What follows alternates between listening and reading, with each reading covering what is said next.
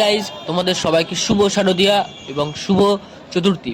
তো গাইজ, এখন আমি রয়েছি কল্যাণী রথতলা।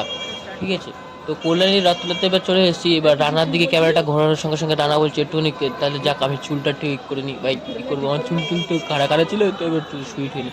যাই হোক, চুল খাড়া ছিল। এবার তো চলো, এবার আমরা রোডে নামি। আর নিচের দিকে আমি তাকিয়ে হাঁটছি, তার কারণ নিচের দিকে না গর্তপত্র রয়েছে, আমি যাতে হোঁচট খেয়ে না পড়ি তার জন্য সেই অবস্থায়। এখন রাস্তার মধ্যে যদি আমি হোঁচট খেয়ে পড়ি না, তাহলে অবস্থা খারাপ। আর গাইজ, এবার দেখতে পাচ্ছি যে আমি রাস্তার মধ্যে একদম রোডের উপরে রয়েছি। আর সামনে দেখতে পাচ্ছি লাইটিং টাইটিং দিয়ে, মানে এলটাকে উল্টে দিয়েছে এরা। ভাই এটা কোনো লাইটিং হলো? যাই হোক, যাই লাইটিং করুক, সাজিয়েছে ভালো, লাইটিং করে চলো। আর আমার পিছনকার ভিড় দেখতে পাচ্ছ, খুব ভিড়। আর কাকা এরা ভাবছে এ কি করছে পাগলটা, এখানে এ একা একা বকবক করছে কেন? না, এর সঙ্গে আমি থাকবো না। তো গাইজ, ফাইনালি আমরা চলে এলাম কল্যাণী রথতলা, চন্দ্রায়ণ মন্দির দেখতে। তো চন্দ্রায়ণ মন্দিরটাকে দেখতেই পাচ্ছ তোমরা। এখন আমরা মাঠের মধ্যে প্রবেশও করেছি, আর খুবই সুন্দর লাগছে চন্দ্রায়ণ মন্দিরটা। তো জানি না ভাই, সিকিউরিটিদের কি অসুবিধা, এনসিসি যে ছেলেপেলেগুলো রয়েছে তাদের কি অসুবিধা হয়ে যায় না, ভিডিও কিংবা ফটো ফটো করে তুলতে গেলে এই ফাঁকা থাকা সত্ত্বেও বলে আগে বারো চলতে ভিড় মত করো, এইটা কেন ভাই, ওদের প্রবলেম সেটা আমি জানি না।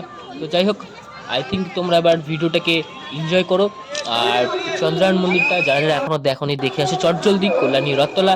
এটা তোমরা কাঁচরাপাড়া থেকেও যেতে পারবে এবং কল্যাণী থেকেও যেতে পারবে, দুটো দিক থেকে যেতে পারবে। ওকে, তো তোমরা ভিডিওটাকে এনজয় করো। ওকে,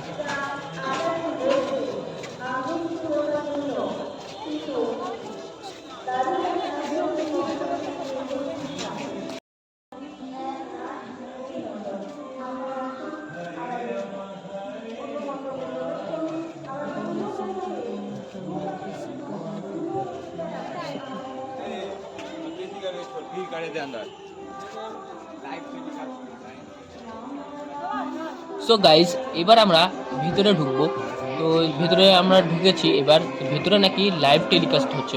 তো চলো, তোমরাও আমাকে দেখে দাও, আর এদের প্যান্ডেলটাকেও দেখে নেবে। ঠিক আছে, আর প্যান্ডেলের গায়ের উপরে কত সুন্দর ডিজাইন করা আছে কাপড়গুলোর উপরে, দেখতে খুবই ভালো লাগছিল। আর বেডশিট ভিড় ঠিট ছিল, সবাই দাঁড়িয়ে দাঁড়িয়ে দেখতে ছবি তুলছে, কারোর জন্য অপেক্ষা করছে, বয়ফ্রেন্ড গার্লফ্রেন্ডের জন্য। যাই হোক, ওরা ওদের কাজ করুক, আমি আমার কাজ করি। তো আমি সাদা সিংহের চলো, এবার ফাইনালি আমরা ঠাকুরের মুখ দেখতে পেলাম। এবার তোমরা ভেতরকার মনোরম দৃশ্যটা জাস্ট এনজয় করো। আর ভিতরে এখানে মিউজিক যেটা বাজছে সেটা হচ্ছে ফ্লুটের মিউজিক। ও অসাধারণ, জাস্ট এনজয় করো আর ফিল করো।